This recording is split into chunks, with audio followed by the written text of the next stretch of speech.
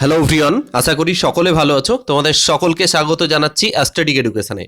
আজকে যে বিষয়টা নিয়ে কথা বলবো সেটা হচ্ছে টার্গেট এএনএম জিএনএম 2025 সালে যাদের এএনএম জিএনএম টার্গেট রয়েছে তাদের জন্য আজকের ভিডিওটা অনেক ইম্পর্টেন্ট। কারণ আজকের ভিডিও তোমার জীবনকে পরিবর্তন করবে, তোমার সিলেবাস মানে তোমার যে প্রিপারেশনকে অর্থাৎ এএনএম জিএনএম তুমি পাস করার ক্ষেত্রে তোমার জীবনটাকে পরিবর্তন করে দেবে, এইটুকু বলতে পারি। লাস্ট অবধি দেখো। আজকে আলোচনা করব যে এর সিলেবাসটা কি আছে, কাট অফ মার্ক নিয়ে আজকে কম একটু আলোচনা করব, বাট বলবো যে তোমার টার্গেট কত হওয়া উচিত। আর আগামী 3 মাসে তোমরা জানো পরীক্ষার ডেট চলে এসছে, এর আগে আমরা একটা ভিডিওস দিয়েছিলাম। এই আগামী 3 মাসে অর্থাৎ হাতে তুমি যদি দেখো 100 দিনের মতো সময় রয়েছে। এই লাস্ট 100 দিনে তোমার বেস্ট স্ট্র্যাটেজি কি কি হওয়া উচিত এবং কিরকম টাইপের প্ল্যানিং হওয়া উচিত।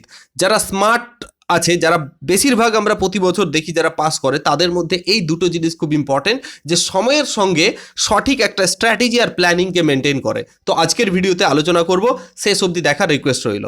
চলো শুরু করি। তাহলে বিষয় হচ্ছে, প্রথমে জেনে নিই যে এই যে এএনএম জিএনএম পরীক্ষাটা কন্ডাক্ট করে West Bengal joint entrance examination board. এরা প্রতি বছর বিগত 4 বছর থেকে 4বার পরীক্ষা হয়েছে, 24-এ, 23-এ, 22-এ এবং 21-এ। এই 4বার তারা এই পরীক্ষাটা কন্ডাক্ট করেছে।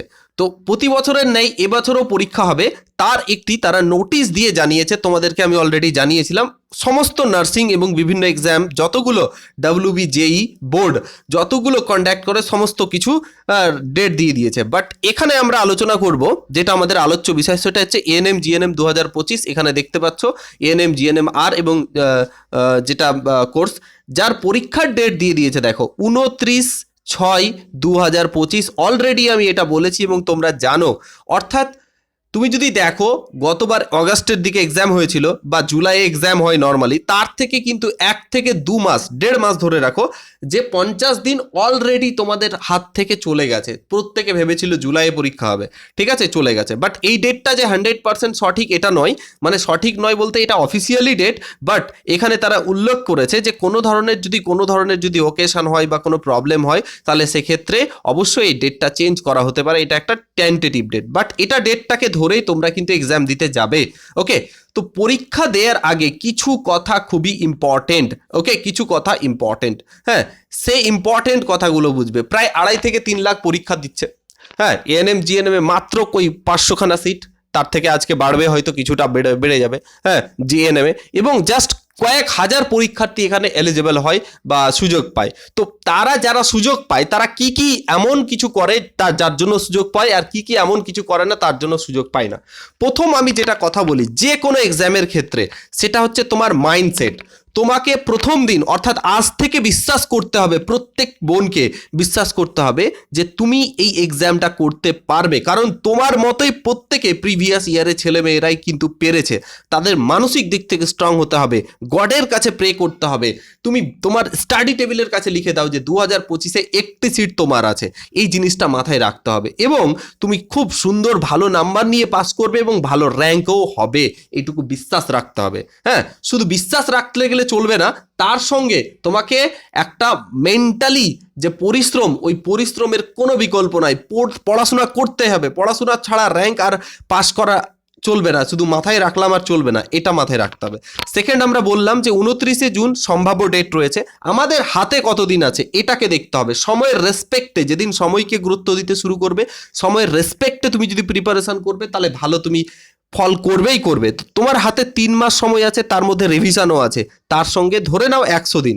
3.5 মাস অনেকে বলছো, আজকে যেহেতু ভিডিওটা পাবলিশ করছি, আজকে যেহেতু 15-16 তারিখ, সেই জায়গায় দাঁড়িয়ে 100 দিনের মতো সময় রয়েছে। ফর্ম ফিল আপ কখন হবে? অনেকের প্রশ্ন যে দাদা এক্সাম ডেট চলে এলো, ফর্ম ফিল আপ কখন হবে? আগামী 2 সপ্তাহের মধ্যে তোমাদের নোটিফিকেশন চলে আসবে, official notification. Form fill up কী হবে সেটা বলে দিচ্ছি। এবার অনেকের প্রশ্ন ছিল, দাদা আমি কি সুযোগ পাবো? এলিজিবল ক্রাইটেরিয়াতে কোনো চেঞ্জ হবে? গতবার যা ছিল তাই হবে। এলিজিবল ক্রাইটেরিয়াতে অর্থাৎ সুযোগ যেরকম গতবার ছিল সেরকমই পাবে। অর্থাৎ তোমাকে কি হতে হবে? অবশ্যই ওয়েস্ট বেঙ্গলের বাসিন্দা হতে হবে, সোজা গল্প। হ্যাঁ, তোমাকে এইচএস পাস করে থাকতে হবে। এরকম না যে তোমাকে সায়েন্সে পড়ে থাকতে হবে, এরকম না। সায়েন্স আর্টস তুমি যে স্ট্রিমেই পড়ো না কেন, তোমাকে পড়ে থাকতে হবে। মিনিমাম 17 বছর বয়স হতে হবে, অ্যাটলিস্ট 17 বছর বয়স।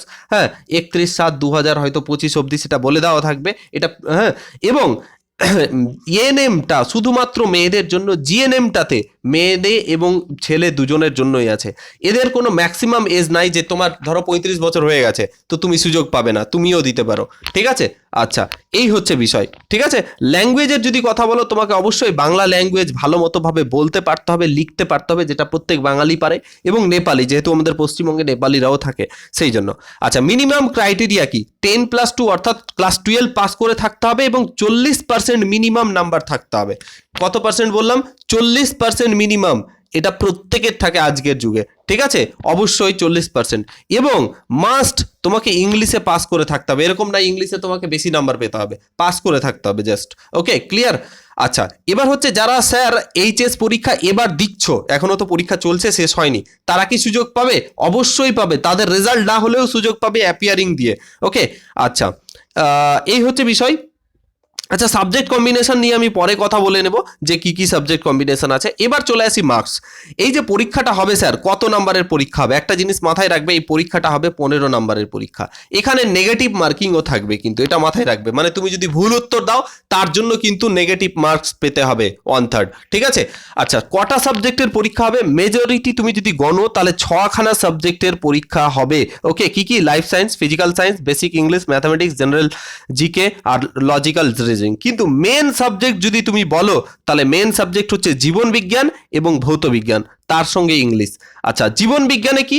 এখানে দেখো দুটো ক্যাটাগরিতে পরীক্ষা হয়, একটা হচ্ছে ক্যাটাগরি 1, একটা হচ্ছে ক্যাটাগরি 2। আচ্ছা, ক্যাটাগরি 1 শুধুমাত্র জীবন বিজ্ঞান আর ভৌত বিজ্ঞান 2তে থাকবে, আর বাদ বাকিগুলো থাকবে না। কিরকম ব্যাপারটা আমি বলছি।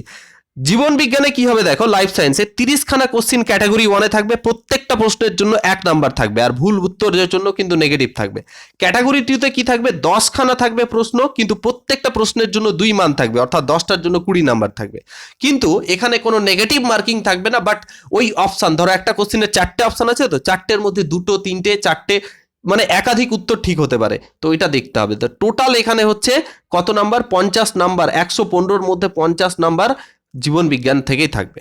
এবার যদি বলি ফিজিক্যাল সায়েন্স বা ফিজিক্স কেমিস্ট্রি দুটোই বলি, তাহলে এখানে 15টা ক্যাটাগরি 1-এ থাকবে, এমসিকিউ 1 নম্বরের নেগেটিভ মার্কিং থাকবে। ক্যাটাগরি 2-তে 5টা কোশ্চেন, হ্যাঁ, ওখানে 2 নম্বরের জন্য 5 2 10, টোটাল কোশ্চেন হচ্ছে 20টা, বাট মার্কস হচ্ছে 25।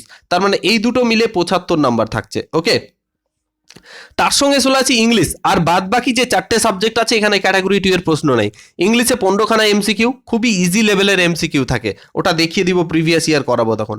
ম্যাথ, এটা 10 আছে, 10-এ মিনিমাম 8 পাওয়া যায়, এটা নিয়ে অলরেডি আমি ভিডিও বানিয়ে দিয়েছি, তোমরা চ্যানেলে যাও চেক করো, ঠিক আছে। আচ্ছা, জিকেতে 10টা থাকবে, এখানেও 10-এর মধ্যে 7-8 পাওয়া যাবে, আমি পড়িয়ে দেবো, এগুলো পড়িয়ে দেবো ইউটিউবে। লজিক্যাল রিজনিং, এর থেকে সহজ টপিকই হয় না, মানে এই 4টে টপিক অনেকে ছেড়ে দেয় যে পারবো না, ভয় লাগছে, এটা লাগছে, ওটা লাগছে, কিন্তু এই 4টে টপিকই এমন একটা টপিক সব থেকে বেশি স্কোর করা যায় কম পড়ে, এবং প্রত্যেকটা টপিক আমি তোমাদের এই ইউটিউব চ্যানেলে পড়াবো। তোমাদের কাছে একটাই রিকোয়েস্ট থাকবে, চ্যানেলটাকে সাবস্ক্রাইব করে রাখবে, এবং এরপর থেকে আমাদের ভিডিওস আসতেই থাকবে। তো টোটাল 100খানা প্রশ্ন হবে, হ্যাঁ, আর 115 নাম্বারের পরীক্ষা, ঠিক আছে। আশা করি পুরো ব্যাপারটা, পুরো প্ল্যানিংটা বুঝতে পেরেছো, এই হচ্ছে বিষয়।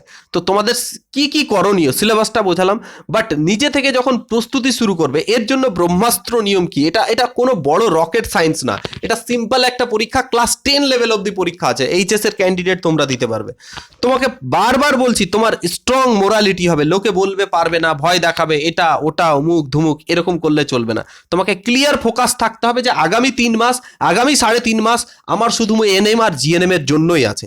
এভরি ডে স্টাডি করতে হবে, এরকম না যে সপ্তাহে 5 দিন করলাম, 2 দিন করলাম না, 2 দিন করলাম, 2 দিন রেস্ট করি, হ্যাঁ, রিল দেখি, এরকম করি। এরকম করে এক্সাম ক্লিয়ার হবে না, কারণ তোমার কম্পিটিটর অনেকে আছে, 3 লাখ ছেলে মেয়ে পরীক্ষা দেবে, যার মধ্যে 3000 কোনো মতো ভাবে সিলেক্টেড হবে। তো তুমি ভেবে দেখো তুমি কতটুকু পার্সেন্টেজের মধ্যে পড়ছো। তো বেশিরভাগ ছেলে মেয়ে তো প্রিপারেশনই করে না যে আমার হবে না, মানে মেন্টালি স্ট্রং না, তোমাকে ওইটা থাকতে হবে। থার্ড, নেক্সট হচ্ছে তোমাকে এইটুকু নেয়ার পর কমপ্লিট ইওর সিলেবাস, সিলেবাসে যা আছে কমপ্লিট করতে হবে। সিলেবাস কোথায় পাবো দাদা? সিলেবাসে কি বই পড়তে হবে সম্পূর্ণ আমি বলবো, কোন চ্যাপ্টার পড়তে হবে, কি পড়তে হবে, এর পরের ভিডিওতে আসবে, তোমরা কমেন্টে জানাবে। তো তোমাকে জীবন বিজ্ঞান পড়তে হবে, 9-10 এর বই একটু বলে দিচ্ছি, ভৌত বিজ্ঞান 9-10, কোন কোন চ্যাপ্টার পড়তে হবে এটাও বলবো। গণিত, গণিত তো প্রচুর আছে, কিন্তু কোন কোন চ্যাপ্টার পড়তে হবে, বীজগণিত, পাটিগণিত, এবার বীজগণিতের এত চ্যাপ্টার, কটা চ্যাপ্টার পড়তে হবে, কোথা থেকে প্রশ্ন আসছে, এটা নিয়ে অলরেডি আমি ভিডিও বানিয়েছি, ইংলিশ নিয়ে বানাবো, রিজনিং নিয়ে বানাবো, জিকে নিয়েও বানাবো, প্রত্যেকটা টপিক নিয়ে আমি ভিডিও বানাবো। তোমরা চ্যানেলটা সাবস্ক্রাইব করে থেকো। যখন তুমি এটাকে সিলেবাসটাকে কমপ্লিট করে দেবে, তারপরে যেটা আছে প্রিভিয়াস ইয়ার কোশ্চিন সবসময় পাশে নিয়ে থাকবে।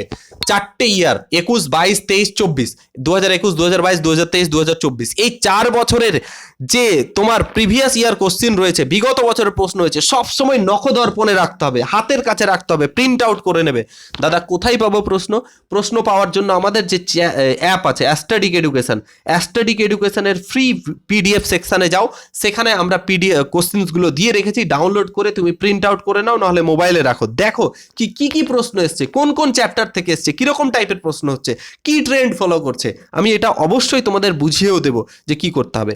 এইটুকু, syllabus complete, previous year question পাশে থাকবে, তারপরে এবার তোমাকে কোনো এমসিকিউ মার্কেট থেকে বই নিয়ে আসতে হবে। কিন্তু বেশিরভাগ লোকেরা কি করে, যে মার্কেট থেকে একটা এমসিকিউ বই নিয়ে এসো, তার মধ্যে আবার তো ভুলভাল উত্তর থাকে, দিয়ে এমসিকিউ প্র্যাকটিস করছে, জীবনেও সিলেক্টেড হবে না। লিখে নাও, এমসিকিউ বই নিয়ে যদি সিলেক্টেড হতো তাহলে হয়ে যেত, আজকের যুগে হবে না, কোনো এক সময় হয়ে গেছে হয়তো, বাট আজকের যুগে হবে না। তারপরে 6 নাম্বার মোস্ট ইম্পর্টেন্ট, আমাদের অন্যান্য পেড ব্যাচে বারবার একটাই কথা বলি, বাচ্চাদের এই আর যে রুলস করবে, সিলেবাস কমপ্লিট করার পর, প্রিভিয়াস ইয়ার কোশ্চেন করার পর 3 বার রিভিশন করতে হবে। First revision, second revision, third revision. 3 বার যদি তুমি রিভিশন করতে পারো, আবারও বলছি 3 বার যদি কমপ্লিট রিভিশন করতে পারো, এইটুকু যদি ফলো করতে পারো, আমি এইটুকু বলছি, তোমার স্কোর 85, 115-র মধ্যে 85-এর মতো স্কোর থাকবে, যেখানে তুমি 100% সিলেকশন পাবে, যেখানে তোমার ফাইনাল লিস্টে নাম থাকবে। আর তুমি আজকে আমাকে প্রমিস করে যাও, লিখে রাখো কমেন্টে যে দাদা হ্যাঁ আমি সেই 3-4 মাস পর পরীক্ষা দিয়ে এসে এই ভিডিওর নিচে দেখবো যে আমি এটা লিখে গেছি, আমি প্রমিস করে যাচ্ছি। ওকে, তো এই ছিল পুরো ভিডিওতে বলার, সম্পূর্ণ একবারে মানসিকভাবে কিভাবে প্রিপারেশন নিবে সব কিছু বললাম। ওকে, ভালো মতো পড়াশোনা করো। ওকে, আমি তোমাদের এরপরে অবশ্যই প্রতিটা টপিক নিয়ে ভিডিও আনবো। তোমাদের যদি কোনো ইনকোয়ারি থাকে, কি রিলেটেড ভিডিও চাও, সেটা কমেন্টে লিখবে, তারপরেই আমার সেই ভিডিওটা চলেও আসবে। Okay, so thank you for watching this video. হ্যাঁ, চলো পরবর্তী ক্লাসে আবার দেখা হচ্ছে। কোনো ধরনের সমস্যা হলে এই হোয়াটসঅ্যাপ নাম্বারে হোয়াটসঅ্যাপ করে নিও। হ্যাঁ, this is SK signing off.